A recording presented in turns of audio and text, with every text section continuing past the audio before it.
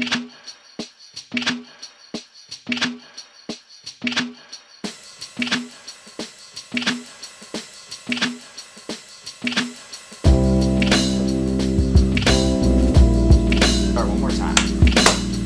boy! Back at it again with another beginner's guide to cooking. And Joshua, what are we doing today? Today we are making some Caribbean food. It's going to be a little intro to Caribbean food. You know, when you think of certain islands, Jamaica, a lot of this food is influenced by food in Jamaica. So things are fresh, they're spicy, the flavor will punch you straight in the face. And we've been to a lot of islands over the year, and it's all about fresh food too. It's not really that overcomplicated.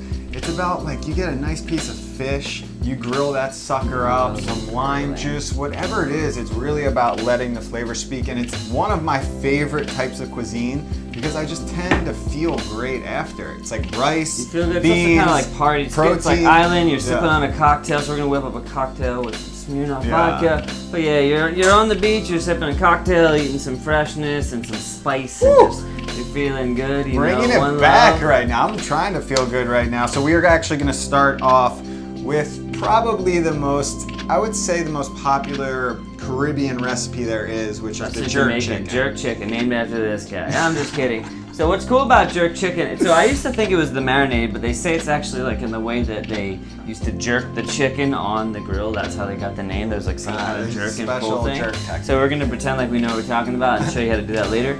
But the thing about the jerk chicken marinade is they're getting so much goddamn flavor into this chicken and doing it with adding a lot of ingredients. The best part about it, when you look at the ingredients, it makes no sense at all. It's such a culmination of different cultures coming together in one marinade.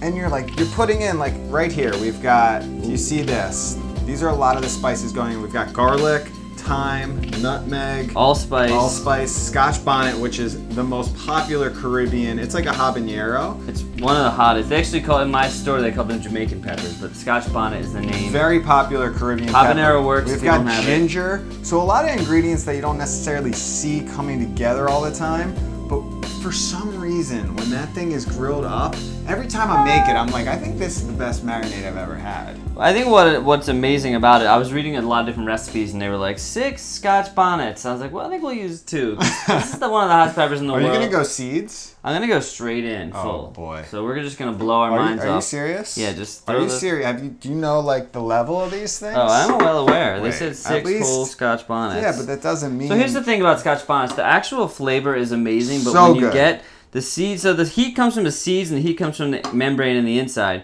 So when you get just the flavor, it's delicious, but when you add in the seeds, it will blow your head off. It's one of the fruitiest peppers that exists. It's just the fruitiness is incredible and it adds so much good flavor. All right, so I'm just tasting it. Okay, tell me, what are you thinking? I figured just from the look of them that they're not too bad, but I don't know what the seeds are like. We'll find out. All right, Let's just go for it. Oh, so fruity. It tastes like fruit. That's I'm just incredible. going 2 whole son of Okay, then we're going in with green onion. Yeah, I got about like 6 or so, however many. Just chuck them in there. About a knob, a finger length worth of ginger. Don't even worry about the skin. I got like 6 or 7 or 4 garlic cloves. Just here's the thing: if you don't have all these ingredients, it's okay. What this is about is just adding a ton of flavor. And Mike, before you juice them, what are you doing? Is that thyme? That's thyme. Dry thyme. Why dry thyme when you had fresh thyme over here? Well, because for this recipe, some things it seems they're using dry thyme and fresh. We can do both. Come on. We can do both. Always use the fresh when you have the option. Okay, we're gonna do some thyme. Wait, maybe use less thyme then. Okay, I don't got the time. Let's just get like a nice big pinch of thyme. less thyme. Fresh, and then we'll also do this allspice. But Mike, here's the thing: they want to be zesting these guys. Oh, okay. So I get how many limes? Just the juice of 4 limes, and maybe the zest of however many we feel like showing you guys. Are you going anti-Brothers Green? It seems like you're coming from a recipe standpoint right now. Like you're very locked in. No, I'm saying we got whatever we want. That's a good way out of it. But my point is, like, I did look at a lot of recipes. I wanted to get a sense of the flavors. When you're cooking something that maybe it's a little more new to you. I've only done jerk a couple times. Like, it helps to look at some recipes online and then figure out, like, well, maybe this one used 6 limes. And then you just feel it out and you taste it. So I'm just going to kind of zest up a couple of these guys. Very good guide.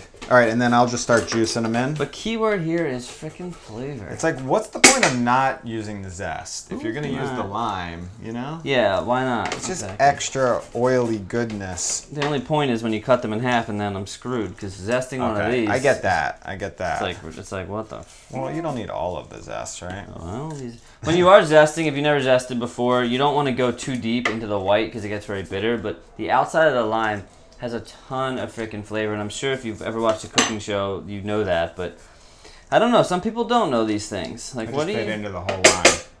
You people just are like scared of eating the skin of the citrus. Yeah. It's not that bad. It also depends on like where you're eating it. So seriously, in Thailand, the limes in Thailand, like you'll get these salads where everything's completely cut up, the whole lime, and you just eat into it and you eat the whole thing. Because bitterness, I think that's an ingredient, or that's a flavor that we are not big on over here in the States. But some cuisines, bitter is huge. Like Italian cuisine, I'm gonna add all this allspice.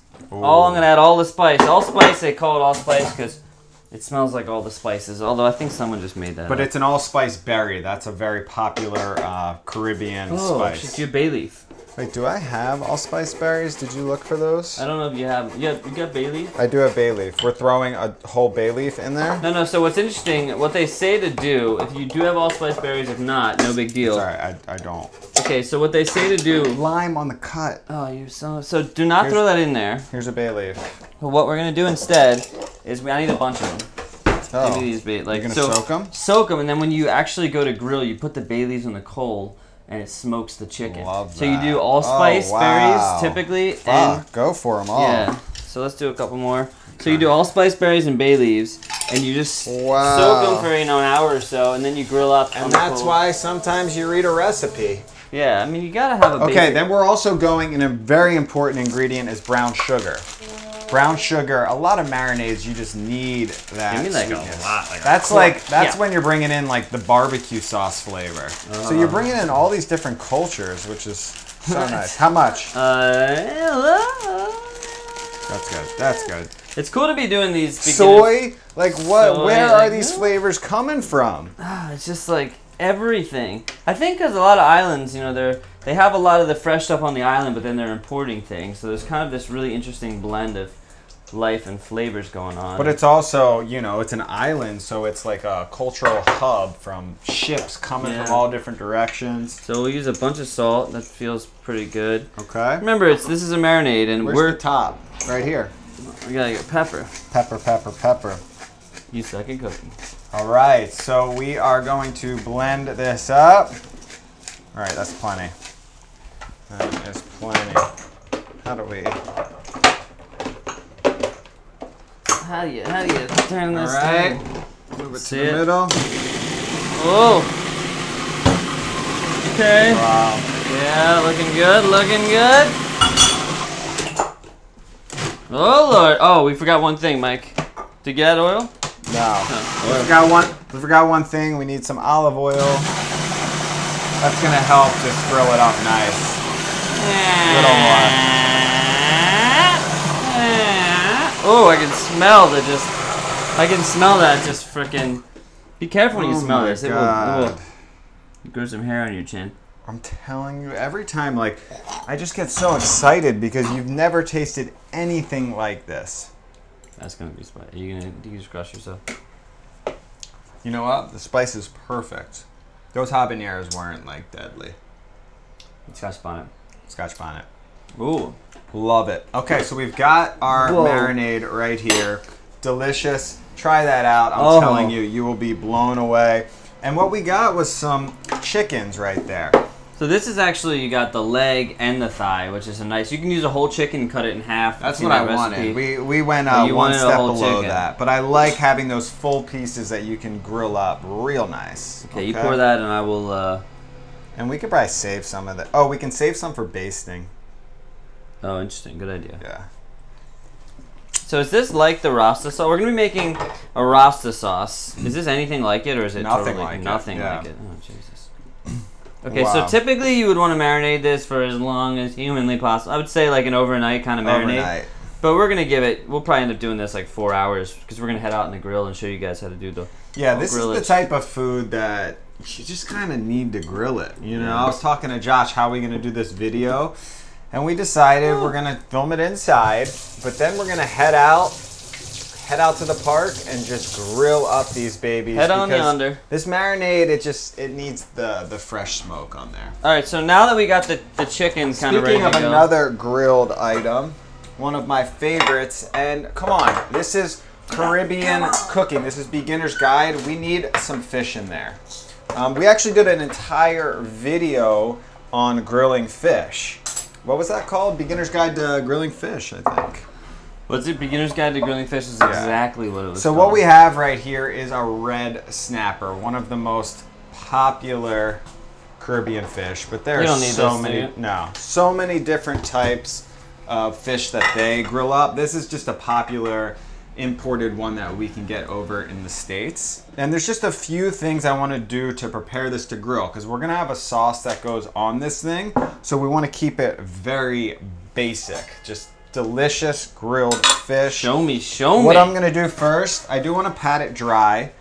You want to get off all that extra moisture, because any moisture is gonna screw up your grill. Yeah, and we already washed this. It's always good when you get a fish, just kind of wash it off, because you never know in the market where it's been chilling and who's been playing around with it. That's very true. So what they did was they took out all of the guts, they took out all of the gills. I don't need to worry about that because we are grilling this thing whole. They also took off the fins right there, which is nice. Don't want to be messing with that on the grill, so cut those off. The bottom fins and the tail, they cut that. So they did a lot of the work for me. Who is they? I have no idea. So all we're gonna do is take a knife, and I'm just gonna put a few, this is where most of the meat is. I'm just gonna put a few slits in there, just like that. You don't want to go too deep, right? Not too deep. We've made that mistake before. We've done the too deep. And just 3 on each side. This is just gonna help even out the cooking a little bit.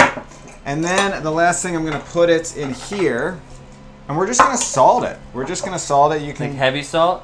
Yeah, heavy salt. Why not? Because most of it's gonna fall off. Is there gonna be oil or no? I don't know yet. Let's just salt it. So the idea right now is we're gonna salt this just like that. Flip it over. You can salt the inner cavity too. And then we're gonna put that in the fridge, and we're gonna let that really dry out. It's gonna suck some of that moisture out, so we get really crispy skin, because it's still a little wet on the skin. Yeah. So when you put it in the fridge is really cold and it's dry. People get very scared of salting things, and one thing I've learned about salt is, yes, you can of course over salt, but when it comes to things like fish or even vegetables, you can salt them and wash the salt off. So the salt will help draw out the moisture, and then you get to wash it off and get some of the saltness away, but it's gonna most of the salt is going to fall off, like that extra salt, and then all of the flavor that really got infused in there is good. So we're gonna put that in the fridge.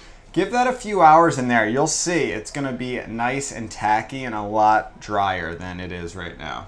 Up now, red beans and rice. So in the Caribbean, a lot of times you'll see beans and rice.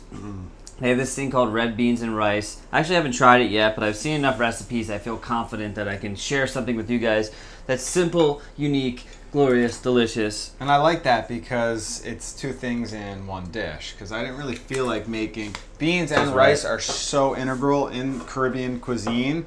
But to have them all together in one dish with coconut milk. It's like everything you want. It's like just making, a lot of people just hear rice and they think of like boring, but if you make good rice, you can make some of the best. Can I sprinkle these in? Yeah, so we're basically just gonna saute.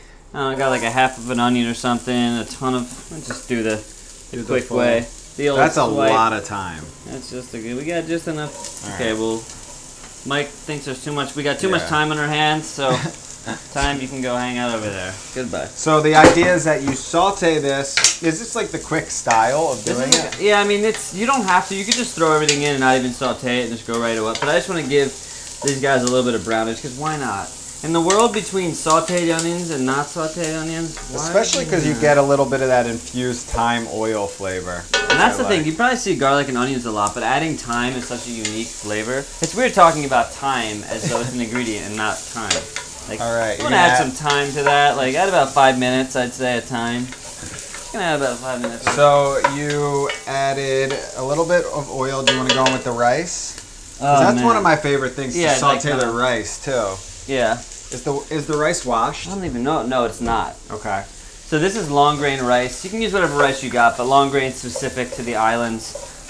Delicious rice. It's just, you got your short grain, you got your long grain, you got your basmati, and you know. You got, and I know you guys can't see much right now in this pot. We've got everything sauteing. Well, now you can. Why not? So basically, I know what you gotta do. One of my favorite things to do with rice is to give it a little bit of that color right there. So we're just sauteing that in the oil. It's got all the thyme, the onion, the garlic flavor. And then what you get is that nuttiness from the rice. And I'm telling you, if you take the extra step to just saute it in a little bit of butter or a little bit of oil, your whole flavor profile is going to change of your rice dish. And it's going to be from basic to glorious. Dude, it's that freaking thyme, I'm telling you. So now I add the beans. This is a cup of kidney beans. And people hear kidney beans, I feel like it's like the worst name bean, because you're like, why would I want to eat something that has the word kidney in it? That's so true. So a lot of people kind of get freaked out. They think it's like some cheap stuff, but kidney beans are delicious. They are really good. Good texture. The best way is to buy them dried, soak them, but you can also, of course, do a can. In some of the recipes I saw, they said add the bean water, but to me, that's where all the fartiness is, the raffinose. So yeah, because they cook the beans in the can, so all the raffinose, the fart juice gets trapped in there. Raffinose, I never heard of that term. That's what makes you fart. The more you eat, the more you do. That goddamn raffinose. You don't want to raffinose. Okay, so we're gonna go with coconut. Yeah. Oh, coconut rice is the A best. bunch of salt, of course. How much coconut? I mean, a little bit more. Why not? Okay. It's kind of like you're sort of deciding. Some rice they say cook 1 to 1, some they say cook 2 to 1. We're gonna do about in the middle, whatever's between 1 to 1 and 2 to 1. Add some pepper for me. All right. So I'll probably get about 2.5 cups of the old Oh my Odoshki god. over here, but you know, feel it out. Wait, but the oil, the coconut oil too. Yeah, that's why I didn't do it full. Coconut So milk. what's interesting about rice, a lot of people don't know this. They think like you need to bring it to a boil, have the exact amount of liquid in there, and then cover it, and you're done. But if for whatever reason you end up adding not enough water, it's okay. You can always add more, and it will keep steaming in there. So Just don't be give that a afraid. mix right there. So that's what we're working with. Look at all those flavors. That's a cool looking I've rice. never made this, Josh, but I am excited to taste. Oh, yeah. I've got a good feeling. I love It's combining the beans and the rice. And sometimes You added salt? just taste it, a little bit more salt. Just taste that liquid, because whatever that liquid tastes like, ultimately the rice is gonna taste like, right? Yeah, all the rice is going to absorb that good liquid. Don't be afraid. Listen, if you don't add enough seasoning, you can always add more at the end. People are like, oh, you didn't season it well enough. It's like, well, screw you, man. There's some salt. Just sprinkle it on. See if I care. So typically what you want to do here is bring this up to a boil. You can let it cook for a few minutes, kind of bring it to a boil, and then simmer it down, cover it, and we're going to let that cook about 15-20 minutes and be bezizzle bezizzle. Glorious rice, and we are actually going to put that on the back burner. This sauce I'm about to tell you how to make is very, very special. It's called the Rasta Sauce. I was on St. Lucia. Vibrations. St. Lucia is an island in the Caribbean. Very beautiful island. Highly recommended. Awesome local food there. Great band stuff. name, too, if you know the Good band. band St. name Lucia. as well. But I was hanging out with this guy who was actually a Rasta who was in St. Lucia, and he made this incredible dish for me. And the idea was, you've got all this grilled fish, it's very clean, and then he made this thing called the Rasta Sauce. So I'm gonna try to mimic it. I do not have a recipe. I was trying to think what was in it, so I kind of have an idea. As long as it tastes good. Yeah. At the end of the day, if you're making food, it doesn't have to be authentic. As long as it tastes delicious.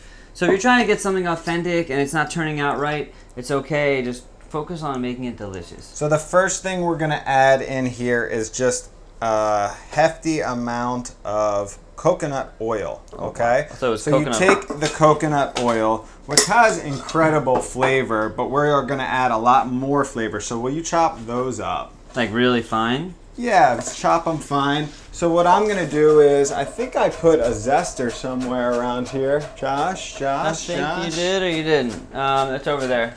I can grab it. Oh yeah, will you grab that? Can't grab it and cut at the same time. Why not? Okay, here you go. So I'm just actually gonna zest in some ginger and some garlic, and that's going to infuse all of that flavor right into the oil. And that just makes it really, really simple for our cause right here. And you want all this, scallion? That's perfect. That's perfect. You can throw that in right there. Okay, beautiful. Okay, we've got our ginger. All right. We've got our scallion. Then we are going to use about, we're going to start with the garlic clove. You know, why don't you throw in some thyme? You want fresh thyme? We need more thyme. We ain't got the Yeah, time, fresh man. thyme. Let me just, this Rasta stuff's boiling, so I'm gonna... The cool thing about the Rasta sauce is you've got a lot of options. The idea is that we're infusing all of these incredible... We need that picked off there. Don't get lazy on me, Josh. Do not. You know, get this is lazy rustic. on me. It's not lazy. So you're infusing all these flavors in there, and then Does it get a blender? you're adding no blender. Like I remember he used celery, but that celery was very special to the Caribbean. It was really small, so I'm not gonna even try to. Ooh! I got hit. Oh my god. Man down, man down. That was like full explosion right in the eye. I wish there was a slow-mo replay. my Oh, God. fuck. Full explosion. That like, Oil blob in your eyeball. I think it was like a time just jumped off. The time got after me. Jesus. All Careful, right. folks. Oh, wow. That is crazy. Is that enough time? Yeah, so we're just going to turn that off the heat right now. That is... I'm hit. That's infusing right there. We're going to let that cool down, and we're just going to add a little bit of lime juice.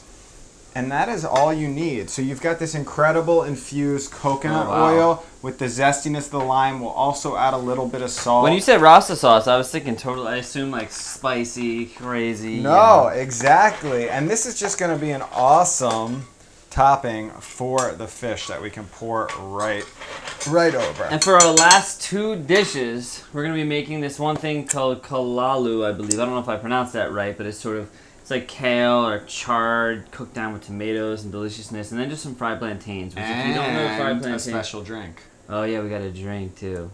All right, so this dish I don't think I've ever tried before. You haven't. Callaloo. Doing things for the first time on the Brothers Green. So it starts with my favorite ingredient, which is another reason I chose this recipe. Bacon. Although bacon was my favorite ingredient. I think too many people like love bacon that I just kind of stepped away. I still love it, but I sort of stepped away from like feeling like it needed to be in everything to be viral.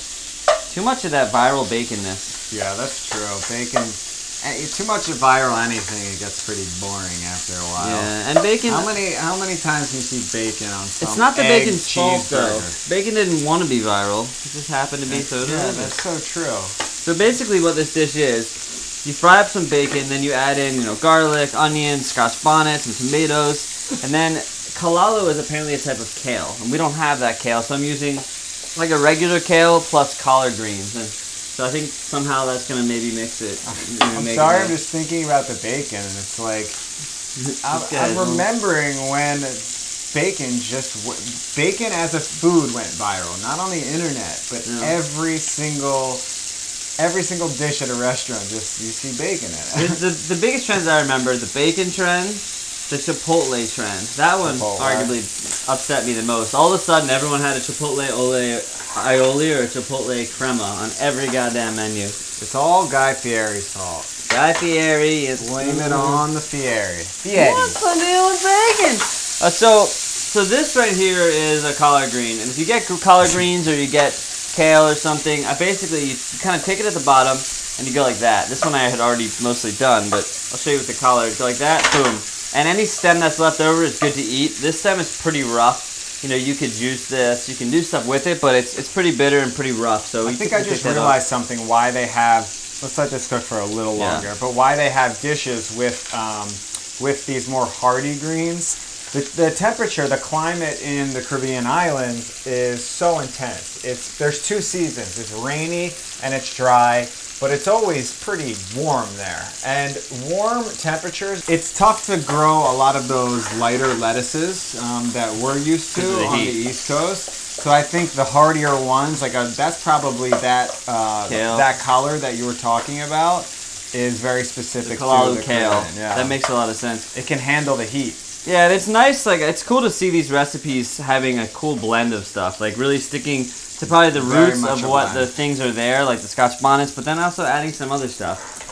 Okay, so that typically you would get the bacon cooked until it's crispy, but I feel like on account of time and whatever life holds true to you. Time is a big trend in this video. Yeah, so that's very fun. So I'm adding, got about a half an onion, a couple cloves of garlic, 1 Scotch bonnet. I took some of the seeds out. I'm gonna saute that up for a little bit. And then we're basically gonna be adding, you got some tomatoes, some paprika. Got my little cheat sheet here. Cheat sheet? This guy is like in another dimension. Okay. So add a little bit of smoked paprika. This is what this is, correct? Wow, yep. Smoky paprika. Which will give it a very unique flavor.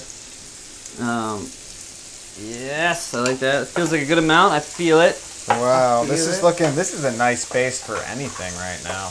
I'll add some salt. You don't need too much salt because account of the cured bacon. So do we want to work on the plantains while this cooks down?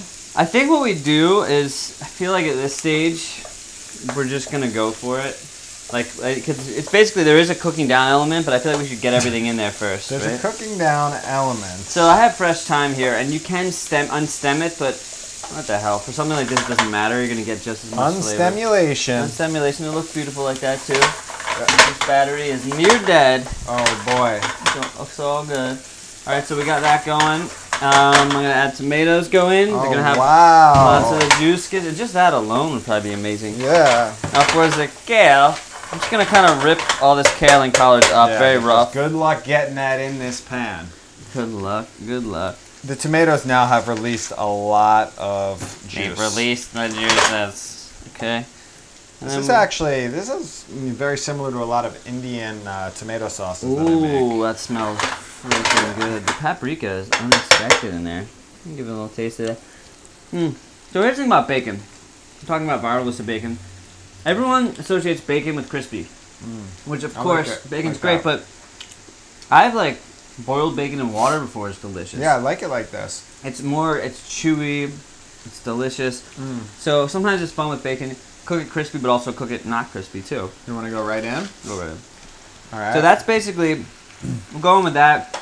All the greens are going to wilt more. They're going to cook down. These aren't like spinach, so it won't wilt as much, but... And how long are we going to cook this for? We're just going to kind of cook it down for probably a few minutes. I'm going to add some pepper. And the idea is with greens, it's nice to give them a little bit of a braise. So we'll probably add a little bit of water in there, Mike. Just add a little bit more salt. Just remember, though, there is a decent amount of liquid from the tomatoes. Yeah, basically in the recipe, and it's served with plantains, which is cool because we'll make them next. But in the recipes I saw, they were kind of saying add a little water if you want, if you need it. So maybe I'll just add a little splash of the God's milk right there. Maybe one more splash for... I think you can go in with more greens. More greens, okay. I love it. We're braising these greens. Oh, that's going to be freaking fantastic. So we're going to cook these down. Let's make some plantushkas. All right, we are on to the plantushkas. All right, the last recipe we are coming in with the last food recipe are fried plantains. Get mad in here. Straight classic when it comes to Caribbean food. Also one of my favorite things. Super simple. I probably eat plantains every day. The neighborhood I live in Sunset Park, they have everywhere you look, even every street corner is selling plantains. And this is what you're looking for when you are doing fried plantains. Well, it depends. So if you get the green plantains, those are going to be much starchy. So if you fry those up, flatten them out, starchy. They're good as a taco shell. Have you ever had that? Oh, yeah. So good. The green plantains, no sweetness. These yellow ones, this is what you want for this dish. So make sure they are yellow, but you also want a little bit of that. And honestly, in a lot of cases, the more these weren't even as ripe as I usually like them. You'll see they're covered in these black dots. And if you're used to buying bananas, you're gonna freak out because you're gonna be like, these are screwed. But no, you want that. But because there's more starch in these, they actually end up holding together. So these will keep their shape even though they are. Are you doing them like that? You said you wanted? I don't know. I would just cut that in half, honestly. Oh, you want to do? I think just typically, there's different ways to cut plantains. Usually, put some oil in I kind of have it go all whole, but what I find is, a little slip of that plantain juiceage, and you are so good. A little more oil. A little more oil. That's one thing. You need a good amount of oil for this dish. Yeah, and you could deep fry plantains, or you could just saute them in some oil. They're gonna kind of caramelize down. They caramelize very well, so just watch out for that. And I love plantains because they are so versatile. When I was in St. Lucia, the plantains were so good there that, like you said, I was eating them every single day for breakfast, sometimes for lunch. They make a great dessert. There's a Mexican restaurant right around the corner, and they serve these fried plantains, and it's a side dish, but I'll just get it for dessert. They sprinkle on some cojita cheese, a little bit of crema. It's so good. And they really are like all-purpose. While I wouldn't recommend eating plantains just straight up raw, if they're super ripe, you can. And you can also put them in smoothies too, which is kind of dope. Oh yeah, smoothies. And they're a good thickener because they are so starchy. I've done starchy. that. I've done them in muffins. Muffins are great. Oh yeah. But they're definitely like, depending on how ripe they are, the peeling can be a little bit easier, a little bit harder. I like to use this as a cutting board sometimes. If I'm traveling, I just use a plantain skin. So since you are a plantain expert, what are we looking for here? So what we're going to do is cook it on one side, right? I'm not an expert at anything, but just being amazing. So you want to cook it on one side here, and it's going to get nice and crispy. You don't want to make it too high. Like maybe kind of like a medium high, because otherwise, because there's a lot of sugar, it will start to burn. Yeah, so you're trying to find that beautiful middle ground where you're cooking these things, they're getting crispy, but over time, a slow crispiness, because yes, the sugar, it has a tendency to burn. So that's why also a good amount of oil, you're protecting yourself a little bit. And that being said about the burn, yes, it will burn quickly if it's too much. However, the nice thing is, the burn's okay. It's not like this horrible, tastes like burned food. When I was in Costa Rica, I had these full fried plantains. Have you ever had that, a whole plantain fried? I don't know. They must have just dipped it right in. Drop it in. Sometimes you see a double fry on plantains, which is great. If you want really crispy plantains, that's a different technique where you take them out, you fry them through, just like a French fry, where you put them in, you kind of cook them through, you take them out, give them a little smash, throw them back in, and you're gonna get very crispy plantains. But that's not what we're going for here. So you can see, I mean, I could let these just cook on one side for a while, but just to kind of show you guys, as they cook down, they kind of go from this pale yellow to like a nice golden, glorious yellow. And they'll get softer, and the way you know they're done is if they're soft. You want them, like, right now they're hard plantains. You want to make sure they're cooked through so they're nice and tender. And it's honestly just plantains alone. Mind-blowing. Like, that's looking beautiful, right? See, that is not anywhere burnt. That's just heavenly. So one quick note about the plantains, depending on how you cut them, as they cook, they're going to soften. So with a fork, you can kind of just forcefully but carefully press them down and kind of flatten them out a little bit. I'll show you guys. These are looking incredible. Brown on both sides. And like Josh said, you're just looking for them to be nice and cooked through. Like, you don't want them falling apart, but you want them nice and mushy on the inside. That's why I like to cook them. I like to press them down because, say, the sides round a little bit. It helps you get a sense of, like, where it's at, and also kind of gives you that more extra surface area to get extra crispy. Like, that one's what an almost incredible ingredient that you can just fry them up in a little bit of oil and you're good to go. Listen, I love bananas, but plantains I think might be superior to the bananas. I think they're just more versatile. And then we're pretty much done with this dish. This has been cooking away real nice. If you look at that. Oh god. Oh yeah. So that is our braised. What's it called again? Callaloo. Callaloo. Check that out. Just flavor galore in there. I mean, we could... Let's keep cooking till the liquid's gone. Yeah, let's, like, once we get, like, most of that liquid out, just gonna add a little salt. You can, of course, salt these after, but I'm just gonna throw some in now. Don't want to forget the salt. Oh, look, I mean, that's... Give me a plate. Alright, so, it's really not a grilling party unless you make a cocktail, and of course some people are not of age to drink cocktails, so we're gonna make a cocktail that can be used, you know, with alcohol or without. And thanks to our partners at Smirnoff, they sent us this source stuff, which Mike is like an expert at source. So I'm an expert? You're an expert. You tell me all about it. So this stuff is great because it uses natural fruit juice right here. So we've got the ruby red. It also comes in cranberry and then pineapple. We figured pineapple was perfection for the Caribbean flavors. So I guess it's like you instead of buying pineapple juice, it kind of comes right in there. They have like some natural pineapple juice, and you can kind of mix it in. That way, all you have to do is add some simple things, and you got a cocktail. Simple things. All you need to do is just add that and a little club soda and ice, and you've got a cocktail. So that's pretty genius that they're cutting out a lot of the middlemen, a lot of the middle ingredients. What we're gonna do, the idea behind this drink, is we're going to take a lot of the flavors we've been messing with throughout this video, a lot of those Caribbean flavors that have become a theme throughout,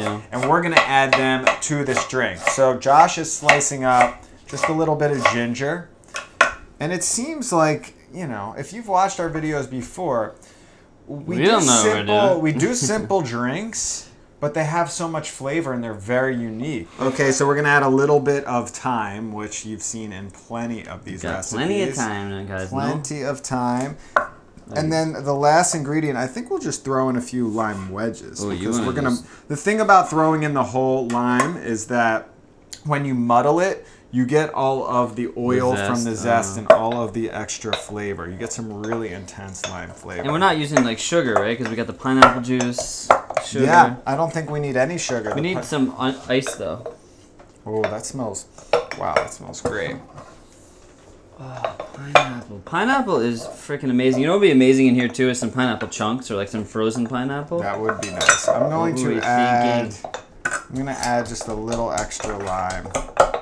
You know what? I'll do some thin. I'll do just some circles to switch it up. Circles. Just like that. Switch it up a little bit. Scuba doo. Dynamic. Okay. Ready? Sadushkis. Couple of lemonionskas. Okay. Let's see how the flavor. Dippers. What do you think? You smell? I smell everything in there. Ooh. So we're gonna add a little bit. Wait, what about ice? Ice comes after. You always add the liquor before the ice, so you know how much liquor you're adding. See, I always learn that you add the ice first, otherwise it splashes. But all right, let's do it. Let's do it. Don't do that. I mean, that makes sense. That's why. That definitely makes sense. I learned but it like, my own. You're scared that it's gonna splash overboard? I don't know. I mean, I was already hit earlier with the lime. If you add the ice, you get tricked, and you don't know how much liquor you're pouring in. Here, we get to see exactly how much. We don't even have the club soda. So, here we go. Just a little bit of that.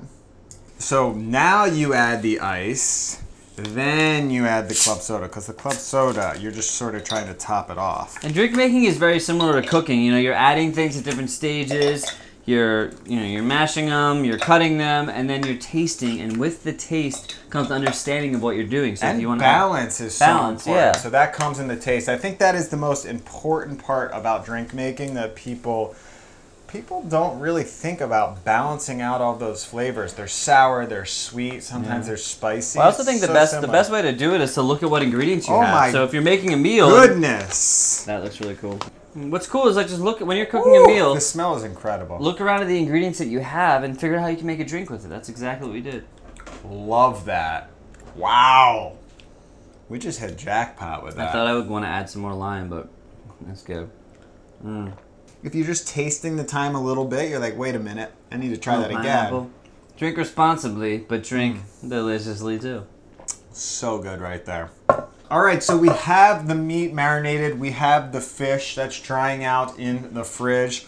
The last thing we got to do is head over to the park, light that grill up. Hopefully, we just put out the word. Maybe some friends will come along. Yeah. If we're cool enough, we'll have some friends on board. If not, it's just going to be a little party between Josh and I. Let's do it. All right, so we went outside. We turned on the grill. We threw on that chicken. Turned on the grill? We turned it on. We had to light the grill. Always go with charcoal if you have the option. That's going to be your best flavor. You get the extra smokiness there. It's the best flavor in the world. So we got the grill super hot. We started off with the chicken. And one of the things that they do, we kind of mentioned, is you soak the bay leaves. And you can do allspice berries as well. We didn't have the allspice berries, but you toss them kind of at the lowest point in the flames just so they sort of smoke and they add a flavor to the chicken. They will burn directly on the charcoal. So yeah, keep them on the side flame.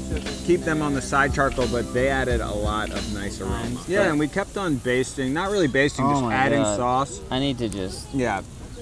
As we talk. That chicken grilled up so nice.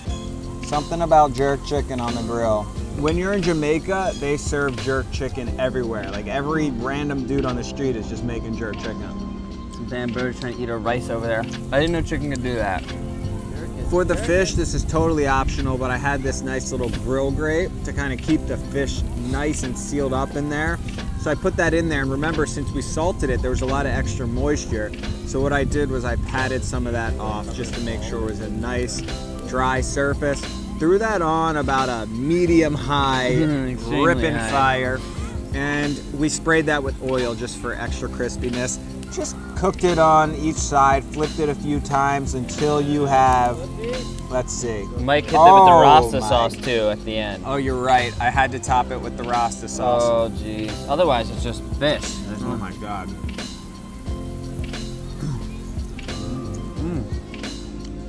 That's the islands right there. You know, when you grilled fish, man, so simple. Look at that, just flaking apart. When you first made the Rasta sauce, I was shocked because it wasn't like, I assumed there'd be lots of peppers and stuff, but that's just really nice and clean.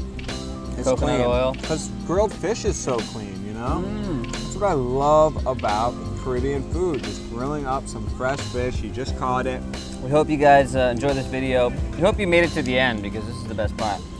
I don't know why you're eating with a fork. Good This question. is Hans food right here. Love this.